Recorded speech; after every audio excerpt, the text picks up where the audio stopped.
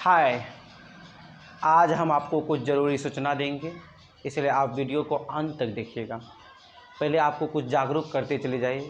आपने इधर रुपौली विधानसभा का रिजल्ट देखा होगा 13 तारीख को, उसमें निर्दलीय उम्मीदवार ही जीते। उधर पूर्णिया लोकसभा का भी रिजल्ट आपने देखा होगा, उसमें भी निर्दलीय उम्मीदवार जीते। आप इससे क्या मतलब निकालते हैं? इससे एक ही मतलब निकलता है कि अब बिहार का जनता अर्थात पूर्णिया का जनता अर्थात भारत की जनता जागरूक हो रही है, जागरूक हो रहा है। जो सोया था ना वो जाग रहा है, अब जागरूक हो रहा है। अब जनता जब जागरूक होता है ना तो वो किसी को भी नहीं पूछता है।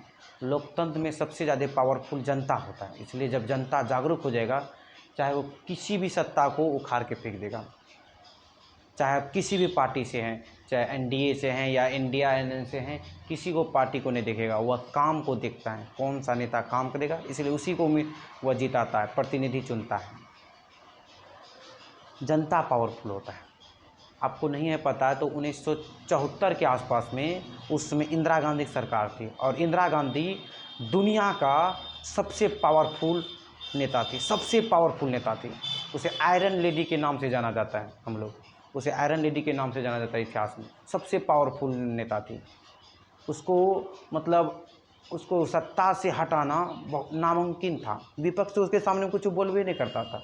लेकिन यही बिहार की जनता 1974 में जून में छात्र आंदोलन किया था, यहीं से बिहार से ही छात्र आंदोलन चालू हुआ और इंदिरा गांधी को आसमान से नीचे उतार दिया। तो जनता कुछ भी कर सकती है।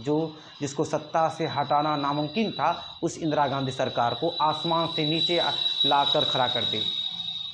और यहाँ तक तो छोड़िए, उसका जमानत भी जब्त हो गया। जब चुनाव लड़ी जमानत जब्त हो गया। तो समझे जनता में कितना पावरफुल है। सिर्फ जनता को जागरूक करना होता है। जनता कभी कभी भूल जाती है, जातिवाद सबके चक्कर में, जात पात के चक्कर में भूल जाती हैं। बस उसको जागरूक करना है। जागरूक हो जाएगा तब तो किसी को भी नहीं छोड़ेगा। आपने रामायण सब देखा होगा, अगर पढ़ा भी होगा तो उसमें हनुमान जी को अपने अंदर की शक्ति के बारे में पता नहीं था, आत्मशक्ति के बारे में। जब उसको याद दिला जाता है आप तो इस समुद्र को पार कर लेंगे, आपके लिए कोई एक छलांग का बस है, तो हनुमान जी का पार कर देता है। पहले उसको पता ही नहीं था आत्मशक्ति का, पहले उड़ ही नहीं पाता था। उसको पता नहीं था कि हम लंका को तहस नहस कर सकते हैं। जब उसको बताया गया कि आप लंका को इसे तहस नहस कर सकते हैं, एक अपनी पूंछ से आग लगा के तहस नहस करते हैं, तो उसने लगा दिया, लंका को तहस नहस कर दिया। तो वही है, अभी भी वही लोकतंत्र में है। जनता को बस जागरूक कीजिए, बस जनता तो कुछ छू कर देगी।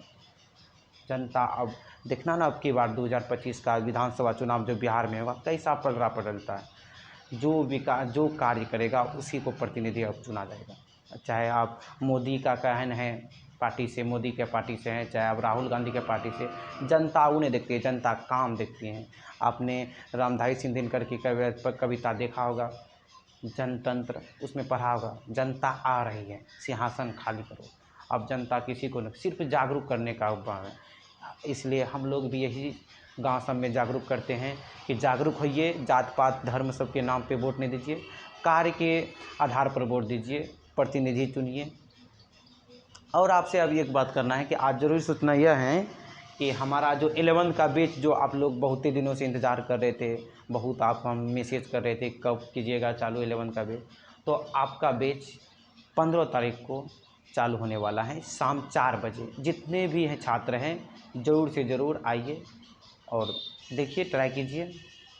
बस आप सोचते होंगे कि फिर पहले जैसा तो नहीं भाग जाइएगा, नहीं भागेंगे। अब हमारा और आपका बंधन एक अटूट बंधन है, कभी नहीं टूटेगा। जब तक 400 पार आपका नहीं करवाएंगे तब तक टूटने वाला नहीं। 400 पार का मतलब मोदी का सपना था ना 400 पार, मोदी तो नहीं कर पाया, लेकिन आपका बोर्ड में 400 पार करवा के रहेंगे। बस इतना ही आज के लिए, बस इतना ही। फिर मिलते हैं नेक्स्ट क्लास में।